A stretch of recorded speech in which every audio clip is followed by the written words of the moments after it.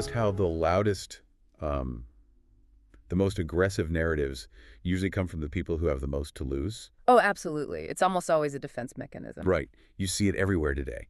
Like an establishment, whether it's corporate or political, builds this massive echo chamber to protect its interests. Yeah. And anyone who questions that narrative gets instantly labeled a threat. Yeah, they get shut down immediately. Exactly. So today we are doing a deep dive into what happens when an individual decides to just, completely shatter that echo chamber. Yeah. Welcome to the deep dive. Our focus today is the life of Prophet Muhammad, the legacy of the greatest man who ever lived. It's such an awe-inspiring topic, truly. It really is. But, and for you listening at home, since you're probably already familiar with the basic historical timeline, we want to go way past the surface level today. We really want to dissect the actual mechanisms of this legacy. Like, how exactly did this message dismantle these entrenched power structures, reach the hearts of complete outcasts, and cross massive geopolitical borders? To really unpack how revolutionary that legacy is, we kind of have to look at the socioeconomic realities of Arabia at that time. Right, because it was pretty chaotic. Extremely chaotic. Yeah. The Meccan elite, the Quraysh, they weren't just defending a religious tradition, they were defending a highly lucrative economic monopoly. I mean, the Kaaba was this hub for idol worship, which brought immense trade and wealth into the city. Oh, wow. So it was big business. Exactly. Big business. So a message of absolute monotheism and, social equality. It wasn't just a theological disagreement. It was a direct threat to their entire economic model and their social hierarchy. Which makes our first focus today incredibly fascinating. I want to talk about Abu Dar. Oh, Abu Dar. What a legendary figure. Right. So we know he was from the Gaifar tribe. And, well, you and I both know the Gaifar did not care about the unwritten laws of Arabia. They were notorious. They were basically a cartel of desert raiders. Exactly. Ruthless raiders who regularly violated the sacred months of peace. But here's where I'm struggling right out of the gate. Why would a guy born into this lucrative, lawless culture where violence literally pays the bills suddenly decide to recalibrate his internal compass? That's a great question. The sources say that 3 years before he even heard of the prophet, he was already praying, rejecting idolatry. Just what triggers that kind of psychological shift? Well, it usually starts with a really profound experience of cognitive dissonance. For Abu Dar, the tipping point wasn't some abstract theology, it was an actual breakdown in the social contract. What do you mean? So the sources mention the severe dispute where his uncle falsely accused his brother of a crime. And in a tribal society... Tribe is everything. Right, the tribe is your ultimate safety net. When that safety net becomes a source of injustice, the whole illusion shatters. He realized that a society lacking basic ethical integrity, in its own families, couldn't possibly possess spiritual truth in its idols. That makes total sense. Yeah, so he and his family just completely left the tribe. He was already sort of detaching from the artificial structures of his world. Wow. Okay, so he relocates near Mecca, and his brother goes into the city and brings back news of a man claiming prophethood. But his brother also brings back the establishment's talking points, right? Like the Meccan elite are calling him a sorcerer, a liar, a poet. Right, the classic smear campaign. Yeah. And think about how you and I consume information today. It is so easy to just accept the prevailing algorithm.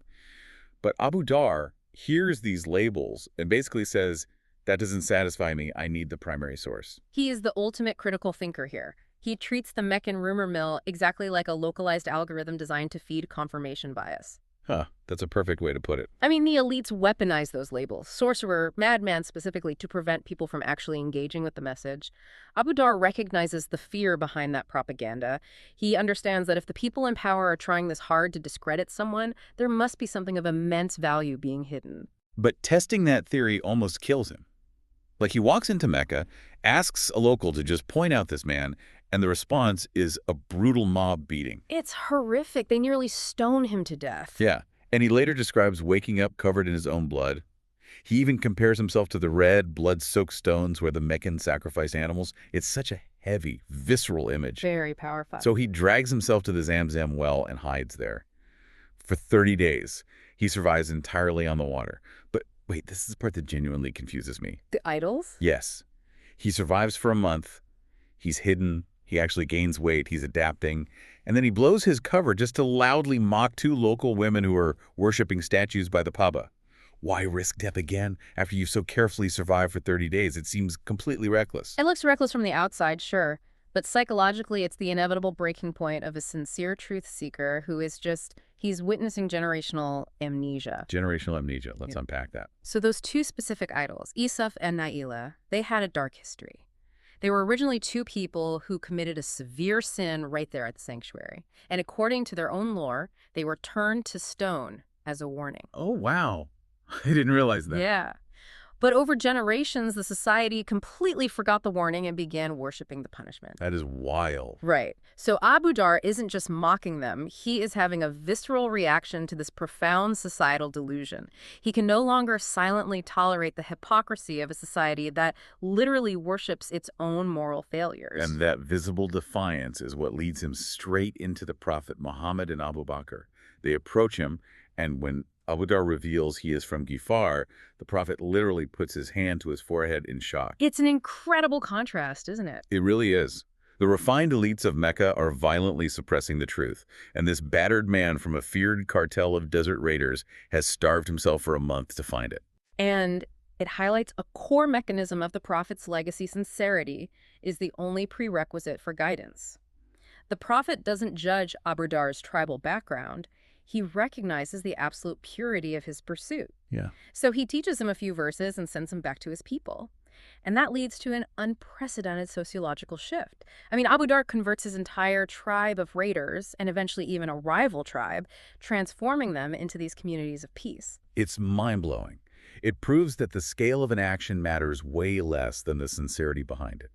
Abu Dhar only knew a tiny fraction of the revelation, but his conviction changed the destiny of thousands. Oh, absolutely. And we actually see this exact same mechanism operating in the modern era within the sources. Like, take the story of the Canadian teenager. Oh, that's such a beautiful example. It really is. So he's a former addict sitting in a park known for drug use. A Moroccan stranger happens to sit down next to him, and the teenager notices he handles his tobacco differently, so they strike up a conversation. Just a totally random encounter. Exactly. And the man doesn't preach. He just answers questions about his faith. They talk for 4 hours, aided briefly by another passerby, and that single unscripted conversation breaks the teenager's downward spiral. He leaves the park, quits drugs, and completely changes his life. It's the butterfly effect of spiritual sincerity. The Moroccan man didn't arrive at that park with some grand master plan. He merely offered what he had with genuine presence. Right. In a hyper-connected world where we often feel our individual actions are, too small to matter unless they go viral, this legacy teaches the exact opposite. The most profound transformations happen in the quiet, unrecorded moments between two sincere people. There's another incredible example in the sources that proves this too. An African-American student at UC Berkeley is handed a translated copy of the Quran by someone on campus. Right. He just takes it on his way. Yeah. He gets on the bus, skips the introduction, and reads the very first line of the text. There is no doubt in this book. And he is completely paralyzed by that single sentence. Why do you think that specific phrase shattered his worldview so effectively? Think about the environment he was in. Modern academic conditioning, especially at a place like Berkeley, insists on relentless skepticism. Oh, for sure. Question everything. Right. We are taught that all truth is relative, that everything is subjective, and that absolute certainty is actually a sign of ignorance. So to open a text that completely bypasses that modern insecurity and speaks with the unshakable, unapologetic confidence of the divine mind, it short-circuits the defensive mechanisms of the modern mind. Wow. It's an assertion of absolute reality in a world drowning in relativism. Okay, so Abu Dhar and these modern seekers found a psychological sanctuary in the truth. But what happens when a community's physical sanctuary is violently stripped away? Let's move to the migration to Abyssinia. A huge turning point. Right. The persecution in Mecca reaches a point where the Prophet's followers are being starved and tortured. From a purely strategic standpoint, what the Prophet does next seems like a massive gamble. He doesn't send them to an allied Arab tribe. He sends them across the sea to Abyssinia, a Christian kingdom, under the rule of the Najashi, the Negus. Why risk extradition or forced conversion by entrusting your most vulnerable people to a leader of a completely different faith? Because the Prophet understood a geopolitical reality that superseded tribal alliances. He recognized that true justice is a universal standard that exists independently of theological alignment. So it wasn't about finding people who believed exactly the same thing. Exactly. He explicitly told his followers to go to Najashi because, and I quote, he is a king who oppresses no one. The prophet wasn't banking on a shared theology. He was banking on the man's uncompromising ethical integrity. It's a masterclass in reading human character over political labels. But the Quraysh aren't going to let their victims escape, even if those refugees pose zero military threat from Abyssinia. It's an ego problem for the Meccan elite. So they send Amr ibn Asas. And Amr isn't just a messenger. No, not at all. Yeah. He's a highly sophisticated political operative. He treats the Abyssinian court like a corporate buyout. He arrives, bypasses the king entirely at first, and goes straight to the bishops and advisors. He knows exactly what he's doing. Right. He hands out lavish bribes and tells them, "These rebellious fools abandoned our religion but didn't adopt yours. When I asked the king for them, you all need to back me up." Omer is engaging in classic political framing here. He knows he can't win on moral grounds, so he tries to manufacture a consensus of prejudice before the refugees even get a chance to speak. Yeah, he wants to rig the jury. Precisely. He's trying to isolate the king. He wants Najashi to feel that if he protects the Muslims, he's going against his own religious council and risking a vital international alliance with Mecca. It's an international extradition trial where the jury is fully paid off before the judge even sits down. That's a great analogy. So Amr makes his pitch to the king, and right on cue, the bishops chime in, hand them over. But Najashi throws a wrench in the whole machine. He refuses to hand them over without hearing their side. This procedural disruption is crucial, isn't it? He doesn't just reject the bribes, he gives a voice to the marginalized. Exactly. And the mechanism of justice Najashi employs here is profoundly important. Justice isn't just about enforcing a set of laws. It is the active refusal to let the powerful dictate the narrative about the weak. Wow, that is powerful. By demanding to hear the Muslims speak for themselves, Najashi dismantles Amr's political framing. He shifts the paradigm from a geopolitical transaction to an inquiry of truth. So the Muslims are summoned to the royal court, and they choose Jafar, the prophet's cousin, to speak. And I've always wondered about Jafar's strategy here. He doesn't start by defending their right to exist or engaging in some theological debate about whose religion is better. No, he doesn't. Instead, he indicts his own past. He looks at this powerful Christian king and describes the pre-Islamic Arabs as people who worshipped idols, ate dead animals, oppressed the weak, and severed family ties. He is incredibly, almost dangerously vulnerable. Is that a deliberate diplomatic tactic? It is remarkably effective because vulnerability immediately disarms a hostile room. If you enter a defensive posture, your opponent will attack your defenses. Right. By completely acknowledging the darkness of their past, Jafar establishes absolute credibility. But he's also doing something more subtle. He is creating a stark, undeniable contrast. He defines the chaos of their old society precisely to highlight the profound moral restoration brought by the prophet. I see. He tells the king, "We were broken, and this man taught us to speak the truth, protect the orphan, fast, and give charity." He connects with Najashi not on theology, but on the shared baseline of human ethics. And it works perfectly. Najashi then asks the critical question, "Do you have any of the revelation with you?" And Jafar could have recited anything.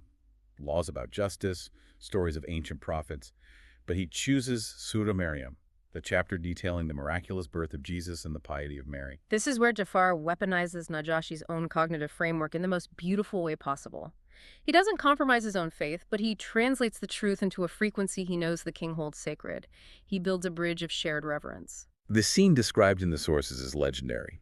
Like, as Jafar recites the verses about Mary and Jesus, the Najasahi begins to weep until his beard is soaked.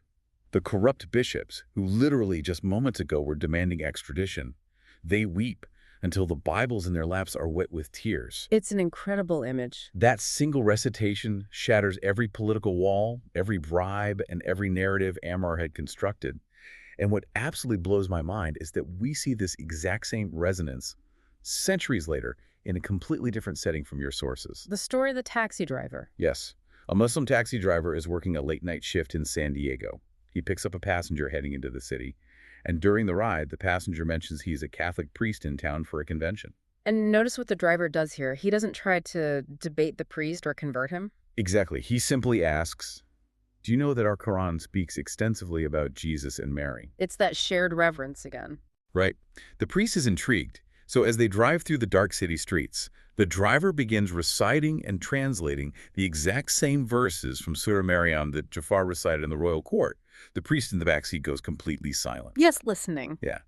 And when they finally reach the destination, the driver turns around and sees tears streaming down the priest's face. The man is so moved by the profound respect for his own revered figures that he leaves a $100 tip. Wow. Think about that for a second. Jafar didn't argue. The taxi driver didn't debate. They just highlighted shared reverence. Does this prove that theological arguments are actually the least effective way to communicate across massive divides? I think it proves that arguments inherently build defensive walls, while shared humanity and shared reverence build bridges. What Jafar did and what that driver did was bypass the intellect to speak directly to the spiritual intuition. That's beautifully said. When you strip away the political maneuvering, the societal labels, and the need to, win an argument, and you simply present a beautiful, undeniable truth, it resonates. It made an ancient king weep, and it made a modern priest weep, because sincerity and respect are a universal language that cannot be faked or bribed. As we wrap up this deep dive, let's just look at the sheer scale of what we've unpacked today. The legacy of the Prophet Muhammad, the greatest man who ever lived, wasn't just a historical event. It is a continuous living force that alters the human condition. Without a doubt. We saw it completely rewrite the psychological software of Abu Dhar, turning a caravan raider into a fearless truth seeker. We saw how its uncompromising moral clarity shattered the defenses of a Berkeley student and quietly saved a teenager in a Canadian park. It spans across time and space. It really does.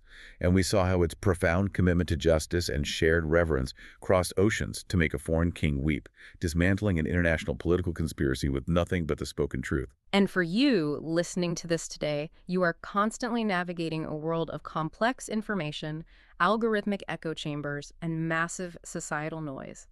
The legacy we explored today is an urgent challenge. How so? It asks you to be like Abu Dhar, to aggressively verify the truth for yourself rather than passively accepting the narrative you are handed. And it asks you to recognize, like the Najashi did, that true justice requires actively resisting the pressure of the powerful and giving a voice to the vulnerable. It all comes down to the mechanisms of truth. Throughout history, the establishment has always tried to control the narrative through power, wealth, and influence. But if absolute truth doesn't actually need political power to survive, as we saw in an Abyssinian royal court and in the backseat of a late-night taxi in San Diego, what does that say about the modern institutions we rely on to dictate our morality today? That's the real question. Are we hopelessly looking for truth in the polished halls of power when we should really be looking at the quiet sincerity of the margins? Think about that until next time.